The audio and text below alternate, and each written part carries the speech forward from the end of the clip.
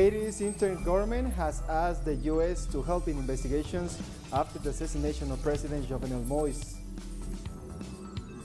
Paralelamente a que nuestros Cuba's Abdala científicos vaccine has diseñaran been el candidato authorized for vacunal emergency Abdala, use. comenzó el desarrollo tecnológico para garantizar la protección. And the UN Security Council has extended cross-border aid operation in northwest Syria for another 12 months. Hello and welcome to TeleSUR. I'm Jose Daniel Lopez in Quito, Ecuador, and this is from the south. Haiti's interim government has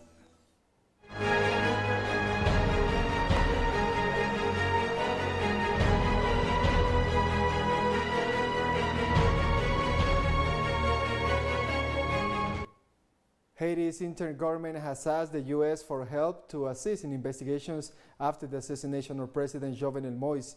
Inter-President Minister Claude Joseph told the Associated Press in an interview that he was asked for international partners to help in investigations, declining to provide further details. Joseph also said that he was upset by opponents who tried to take advantage of Moise's murder to seize political power, a direct reference to a group of lawmakers who have declared their loyalty and recognized Joseph Lombard, the head of Haiti's dismantled Senate, as provisional president. Following Haiti's request, the U.S. will send senior FBI and Homeland Security officials to help in the investigation. The White House Press Secretary Jen Psaki has announced that the senior FBI officials will be sent to Haiti as soon as possible to assist Haitian authorities investigate the assassination of President Jovenel Moise. The United States remains engaged and in close consultations with our Haitian and international partners to support the Haitian people in the aftermath of the assassination of the president. In response to the Haitian government's request for security and investigative assistance, we will be sending senior FBI and DHS officials to Port-au-Prince as soon as possible to assess the situation and how we may be able to assist. In Colombia, the director of the National Police, Jorge Luis Vargas, explained that 4 national companies were responsible for recruiting mercenaries accused of perpetrating the assassination of Haitian President Jovenel Moise. Indicate that we have the name of 4 companies with security, with the superintendency of surveillance and private security is being spent on those companies. In the same way, when the information that's come out, if it exists, the tax identification numbers expanding the legal capacity, expanding the data of natural persons charged against them, and the investigation process for us has priority in terms of ensuring the most rapid response to the Haitian judicial and police authorities, the most extensive to clarify the murder of the president of Haiti. Russia has expressed concern that the international conflict in Haiti could be manipulated by external powers to serve geopolitical interests. Russian Foreign Ministry spokeswoman Maria Shabarova noted Russia's concern regarding reports that among those arrested on suspicion of killing Haitian President Jovenel Moise, there are individuals with U.S. citizenship. The spokeswoman added that Moscow is closely following the investigation into the assassination. Bolivia's Foreign Minister Rogelio Maita has presented evidence revealing the participation of former President of Argentina, Mauricio Macri, in the coup perpetrated against Evo Morales in 2019. The Bolivian Foreign Minister announced the discovery of a letter addressed by former Air Force General Jorge Terceros Lara to the Argentinian ambassador to Bolivia at the time, Normando Álvarez Garcia. The letter details that Macri's government sent ammunition and tear gas to the forces that repressed protests against the de facto government of Yanine Añez. Maita strongly condemned the act and emphasized that the Bolivian justice system will immediately start an investigation to establish criminal responsibility. Authorities in Peru have reported that 50 naval officers will be investigated after illegal confirmed calls made from prison by President Alberto Fujimori's former advisor, Vladimiro Montesinos. The Minister of Defense, Nuria Esparch, confirmed that Montesinos made at least 17 calls from the maximum security detention center at the naval base of Callao. The investigation revealed that Montesinos used the prison telephone to coordinate a bribe to 3 electoral judges in an effort to reverse the results of the June 6 presidential runoff. On June 24th, The ministry presented a recording of Montesinos speaking by phone with a commander of the Peruvian army about the steps necessary for Keiko Fujimori to achieve the presidency through challenges and disputes of the election results. Vladimiro Montesinos was sentenced in 2016 to 22 years in prison for being responsible for the forced disappearance of 3 persons in 1993. In Uruguay, over 700,000 people have backed a petition for a referendum to annul a law of urgent consideration being used by the government to impose neoliberal reforms.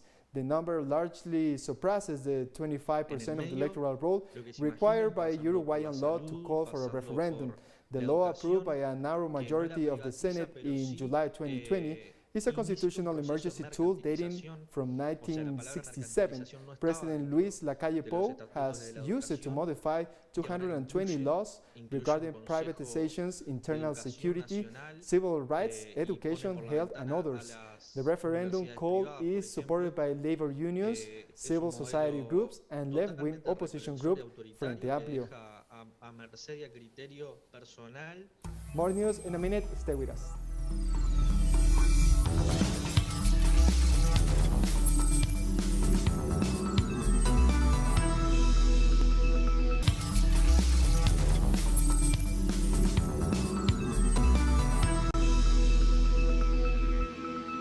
Welcome back.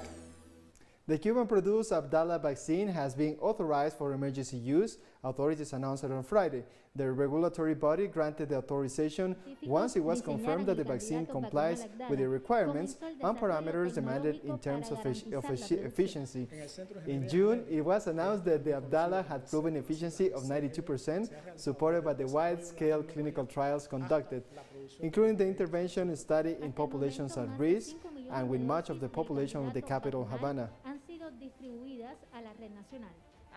Another Cuban vaccine, the Soberana 02 and its Soberana Plus complement, have recorded a 91% efficiency in preventing diseases caused by COVID-19, according to the island scientists. An independent committee verified these results, and having met all the requirements, Soberana 02's emergency will be authorized in the next couple of days by the health regulatory body. Cuba has now has 2 vaccines with proven efficiency of over 90% after scientists announced on June 21st that the Abdala jab reached 92%. French Foreign Minister Jean-Yves Le Drian had advised his country's citizens to get vaccinated first if they are going to Spain or Portugal on holidays after a spike in COVID-19 cases. Get vaccinated. French people who want to go on holidays in Spain or Portugal and even elsewhere, get vaccinated. The vaccine is the entrance door of Spain. There is no touristic protectionism from France. There is a will of sanitary protection, but I think Arantxa González Laya is saying the same for Spain. Tourism is a core business for our 2 countries, and we want our fellow citizens to be able to go on holidays, but sanitary protection is a priority, is primordial. Thus, the point of order I made. Let's get vaccinated. The World Health Organization has called on the countries to invest more on health to avoid a repeat of the coronavirus pandemic. Experts attending the G20 summit further warned that the next health crisis could come within a decade. A report produced during the summit recommended governments to increase financing for prevention and preparedness by at least $75 billion over the next 5 years. We also have to pay attention to the fact that in the continuing pandemic, vaccine inequity of access between developed and developing countries is a real problem, and we need to address it. But in preparing for the next pandemic, and the next pandemic will come. Not talking about a once-in-50-year event, we are talking about a pandemic that can come anytime, 20 years' time, 10 years' time, maybe next year. Dozens of activists have converged in Italy's Venice streets to raise awareness on climate change as the G20 finance ministers and central governors meet. About 20 activists sat in the middle of bridges, streets, and squares of Venice to raise awareness of the importance of climate change on the economy. The demonstrators said citizens were not being involved in decisions regarding their own future. They also expressed concern that the wealthiest countries produce 75% of CO2 emissions and continue to finance fossil fuels with billions of dollars. The G20 finance ministers and central governors are meeting in Venice, seeking an agreement over a global tax rate for transnational corporations. The Italian Supreme Court has confirmed life sentences to 14 former military officers from Chile and Uruguay accused of killing Italian citizens. The so-called Condor Plan was a structure coordinating repression among South America's military dictatorships in Argentina, Brazil, Chile, Paraguay, and Uruguay. Under this plan, hundreds of wanted political activists, human rights defenders, and revolutionaries were arrested and illegally transferred to their home countries or just tortured, killed, and made disappear. Such crimes against humanity do not prescribe to international human rights standards. And we have more stories coming up after one last break, so stay tuned.